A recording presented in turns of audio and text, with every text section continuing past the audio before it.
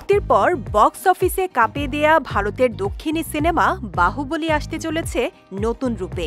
নতুন বাহুবলী সিনেমাটি এবার আসছে অ্যানিমেশন রূপে, এমনটি নিশ্চিত করেছেন নির্মাতা এস রাজামৌলি, যা দেখা যাবে ওটিটিতে সিরিজ হিসেবে।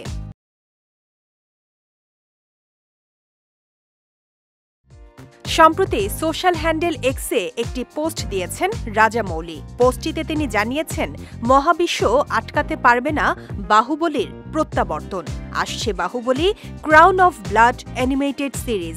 শীঘ্রই প্রকাশ পাবে সিরিজটির ট্রেলার। তবে সিরিজের গল্প নিয়ে কোনো আভাস দেননি নির্মাতা।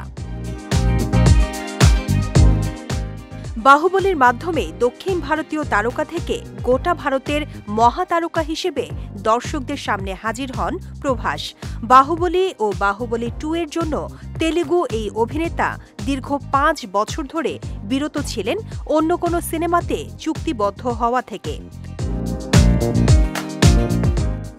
বাহুবলী নির্মাতা এস রাজামৌলি যে একজন পারফেকশনিস্ট, সে কথা এর মধ্যেই জেনে গেছেন সবাই।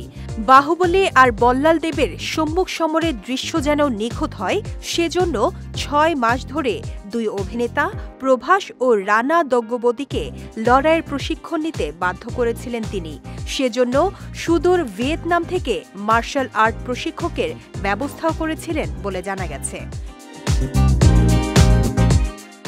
2015 সালের 10 জুলাই মুক্তি পায় বাহুবলী দ্য বিগিনিং সিনেমা।